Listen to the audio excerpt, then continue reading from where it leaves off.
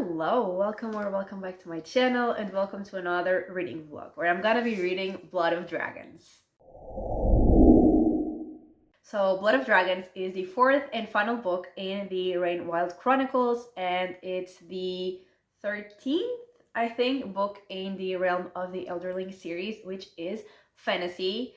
And I love in general, like in this bigger series, in the Realm of the Elderlings, I love like this world and the magic and mostly the characters, and like this quartet specifically, like it has dragons, which is also super exciting for me to follow. However, the pacing can definitely be an issue for me with this series, in this world in general, because it is usually quite slow, and especially like in the third book of this quartet, so like the previous book that I read, the pacing was very slow. I felt like nothing was really happening, so I was kind of scared going into this book, but also very excited because it's the last in the series. So, things are gonna get resolved. We're gonna get the conclusion of the story. So I was still very excited going into this nonetheless.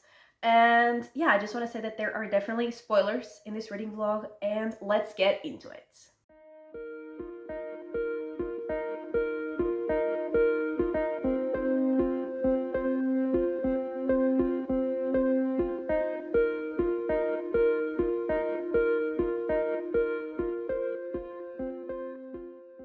Okay, so I am on page 189, which is just over 1/3 into Blood of Dragons. And just first of all, I am bored because like nothing is happening. And also, literally in the first chapter, I think it was the first section of the first chapter, because we had a prologue, but then like the actual chapter 1, Elise was really annoying me. And Elise really annoying me was not, especially like in the first chapter of the book, was not in my bingo card, and yet here we are. Because she, like, the keepers are, living now in Kelsingra, and they are, exploring the city. They are, like, using the city. They are, living in the houses. They're using the things that are there. And Elise is very pissed about that because she wanted to just study the city like as it was, and so she's like angry that they're like touching things and moving things and changing things. And also she's upset that like one of them told her that like she is not one of them, like she's not an elderling, she's not a keeper. And also she was like, how dare Leftrin like leave me alone in here. And like literally he wanted her to go, and she said she didn't want to go. And like he had to go. So I'm like, girl, let's calm down. But anyway, the dragons, like they continue to practice to fly. And at this point, they're either all of them or like almost all of them, they are able to fly. Even if like not long, they are able to fly at least like to Kelsingra. And then in Kelsingra, they can get in like into the warm baths. And like that makes them like feel better and also like grow better, and that will in turn make them like fly better, And we continue to see Rapskull and Tats like fighting for Timara, which also continues to piss me off. But that is like what we've gotten from like those people basically. And then we see that Selden, he is like finally taken to the Duke that wants like dragon meat and dragon blood, and he's like, taken. Then he's presented to the Duke, and the Duke is like, he's clearly sick, so I'm not gonna eat meat from like a sick being. Like I'm already sick, I don't need to eat something that's sick, so I'm actually not gonna eat him, at least right now. So we're gonna nurture him back to health. And so like he's now like there, and he actually meets the Duke's daughter, who is also like not in a great situation there, and I'm assuming they're gonna become friends, at least friends, which honestly they sound like an interesting duo. So I'm like interested in that part, and sadly we're not really getting much from that part. And we also see Tintaglia, and she got hurt because like I think this was in the previous book. I'm kind of starting like to everything's like mashing up in my head. But I think this was in the previous book, like she and Icefire were attacked and she got hurt and she's not like healing, and so she knows that the Elderlings used to like have ways to heal the dragon, so she is like gonna go back to her Elderlings who are like Selden. Like she doesn't know where Selden is. She knows that he is not home, but she doesn't really know where he is, so she's gonna go back to like Malta and Rain. And so she goes there, but they're obviously not there anymore. They're like on their way to Kelsingra, so Rain's mother tells her to go to Kelsingra. And then now the last chapter that I just finished, I literally just finished the chapter 8, I think. We see that like Tarman and Lestrin and Malta and Rain and their kid are like, they're getting to Kelsingra. We see them get to Kelsingra and Alice like welcomes them, and she takes Malta to like a room in Kelsingra and assures her that like they will try to talk to the dragons to help like her kid. And like all the keepers are very excited because the like king and queen of the Elderlings are there, and that's it. And yeah, nothing is really happening, and I'm like almost 200 pages into this book, and the only thing that like moved the plot forward a little bit, and not even that much, was like them getting to Kelsingra, like the Tarman and the people that were aboard the Tarman. That's it. And like the little part that we got with Selden, which is the part that I'm like most excited about right now. And so I'm bored. And also the characters, like even some of my favorites from before, they're annoying me. So I can't say that I'm having the best time ever, you know? So yeah, there's that. I'm hoping and expecting this to get like way more interesting, especially because it's the last book in the series. Like it has to get more interesting, right? I hope so. Because like so far I'm pretty disappointed. I'm not having a lot of fun. I feel my will to read this book like disappearing, which is also not great. So yeah, I'm hoping it gets better. I'm hoping I get more interested in what's happening, and I'm hoping it gets more interesting for me. And yeah, sadly not, you know, the best update, the most exciting update, but also that's because I'm not very excited about it. But anyway, I'm going to read another third, and hopefully I will be back with some better updates.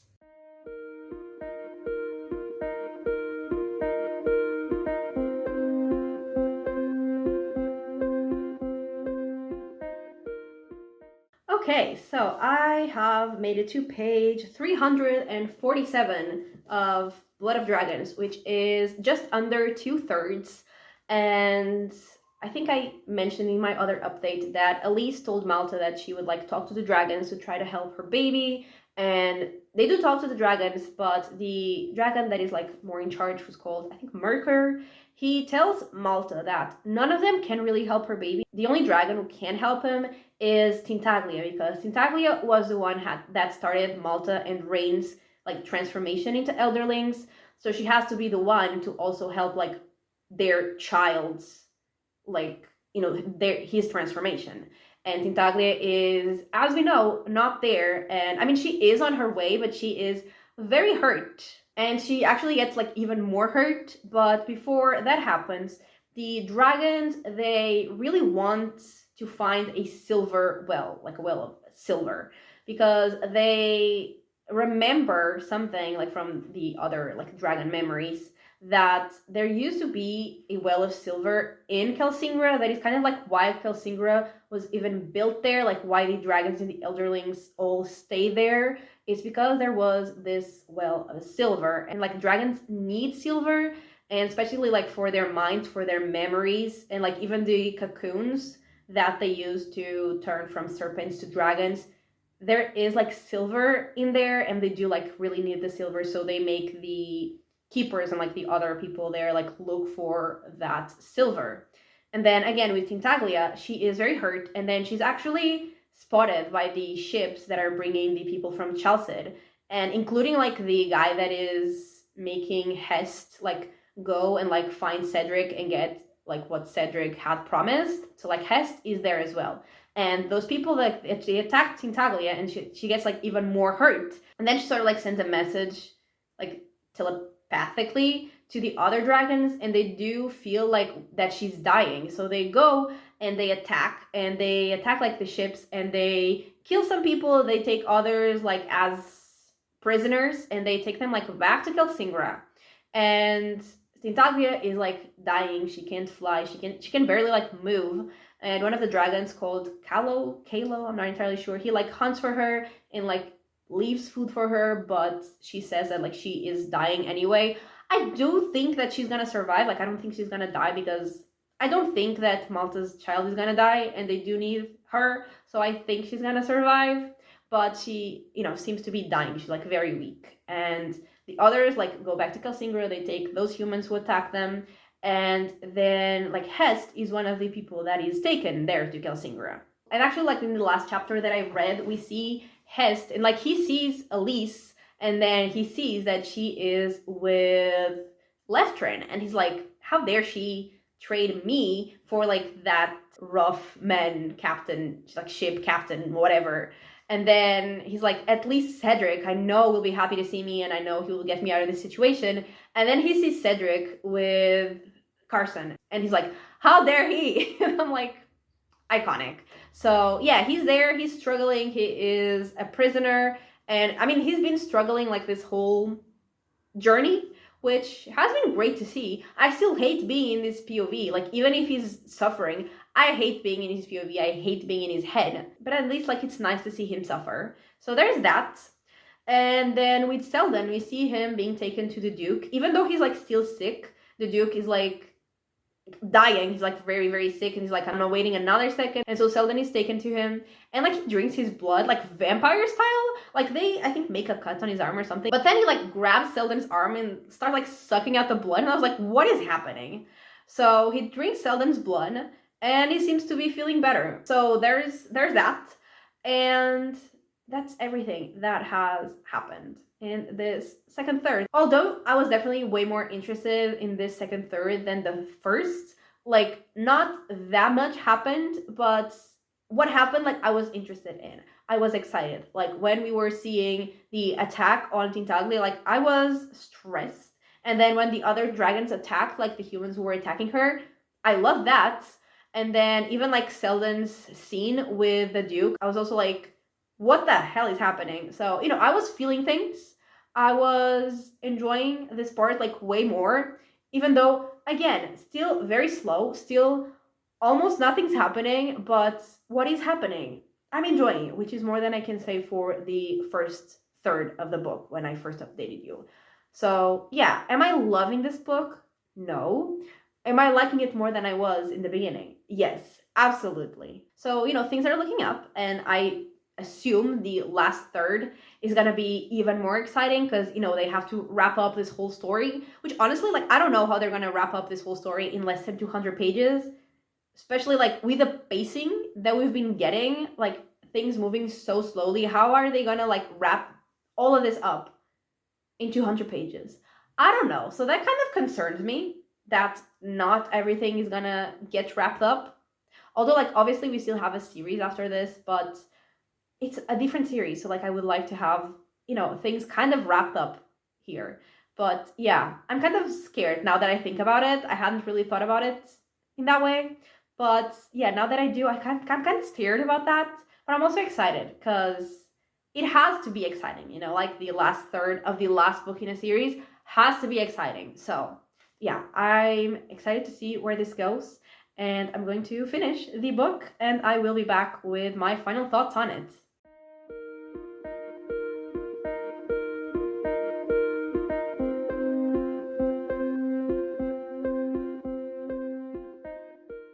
Okay, so I finished Blood of Dragons, and in this last third, we see that Hest confronts both Elise and Cedric. Like, at first, I think he confronts Elise, and obviously she doesn't want to have anything to do with him anymore.